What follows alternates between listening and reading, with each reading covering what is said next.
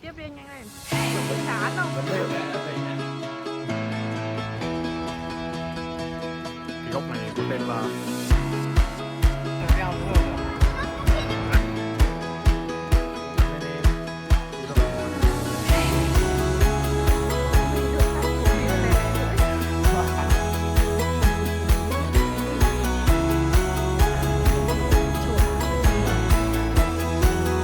Nói đi.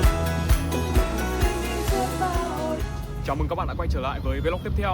Hôm nay thay vì dẫn các bạn đi tham quan như thường ngày thì tôi muốn ngồi xuống đây và tâm sự với các bạn một chút. Bởi vì hôm nay là một ngày rất đặc biệt, ngày tôi bước sang tuổi mới, cũng chính là ngày đánh dấu cột mốc mà tôi ở Đức được hơn một năm rồi.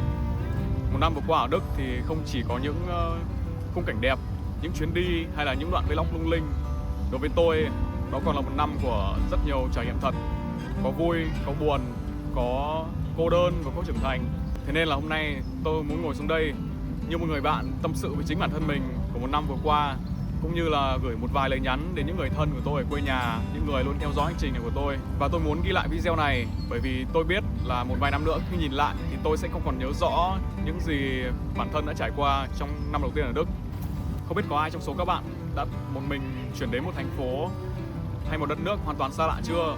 Nếu có thì chắc các bạn cũng hiểu cảm giác học lại mọi thứ từ đầu. Nói thật là nếu tự nhìn lại bản thân của một năm trước, thời điểm mà tôi mới chân ướt chân ráo đặt chân đến Đức, tôi phục mình nhất ở khả năng sinh tồn. Những tháng đầu tiên ở Đức thì gần như cái gì tôi cũng phải tự học, tự làm, từ giấy tờ, tìm nhà, đi học, đi làm, cho đến chuyện tự chăm sóc bản thân.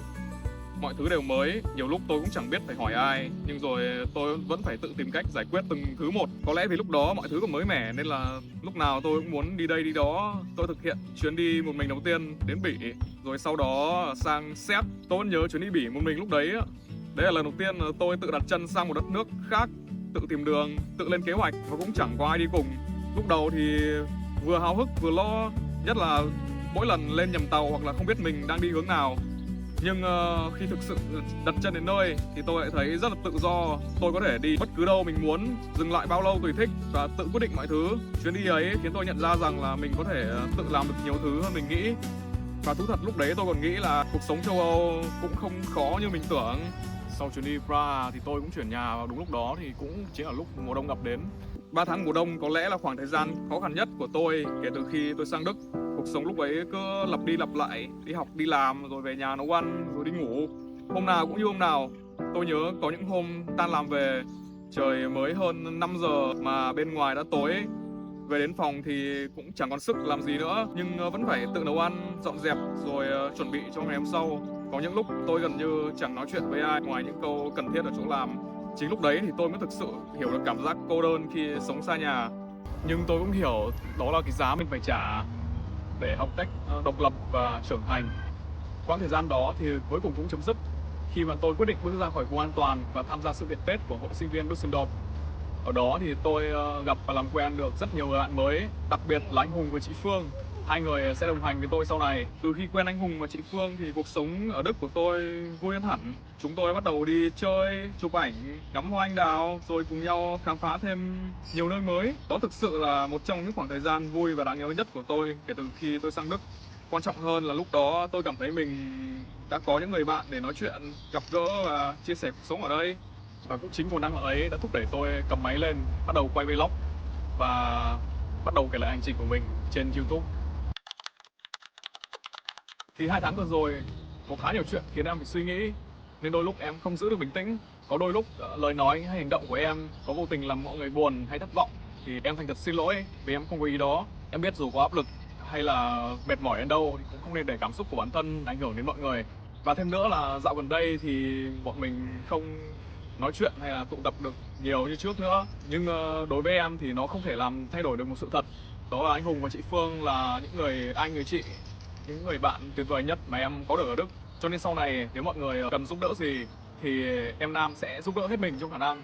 Tuổi mới rồi thì em cũng mong là mọi người có thể tiếp tục đồng hành cùng nhau trong những chuyến đi sắp tới. Chị Phương mà xem đến đoạn này thì nhớ mở lại series nấu ăn đi nhá.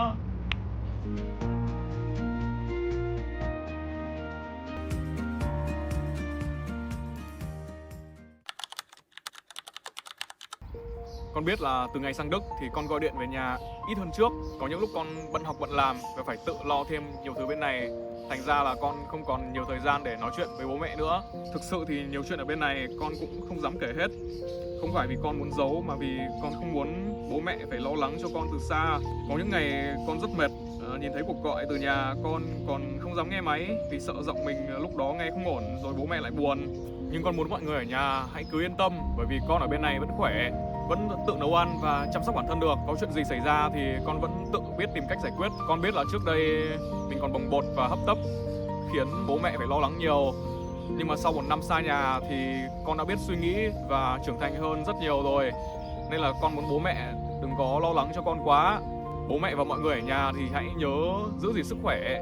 Con ở bên này cũng sẽ cố gắng học tập và làm việc thật tốt để một ngày nào đó sớm được về nhà ăn cơm với cả nhà. Nhìn lại 1 năm vừa qua thì điều lớn nhất tôi nhận lại được không chỉ là những nơi mình đã đi qua hay những cột mốc mình đã đạt được, mà còn là sự thay đổi trong chính bản thân của tôi.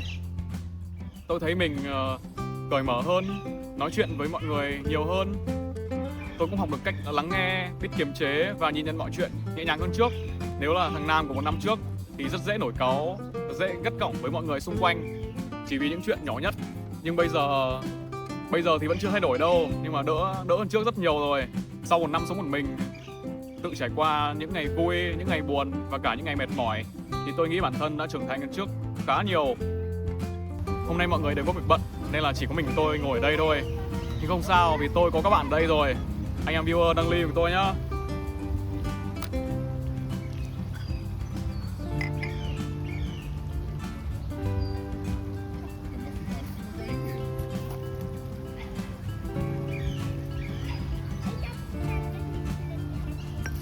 Một năm cũ đã qua với đủ những niềm vui, nỗi buồn và những cột mốc còn đang dang dở. Cảm ơn tất cả những người vì đã xuất hiện trong hành trình này. Cảm ơn bản thân vì đã không bỏ cuộc. Chúc tôi tuổi mới sẽ bình tĩnh hơn, trưởng thành hơn và luôn có những người trân trọng ở bên cạnh. Cheers!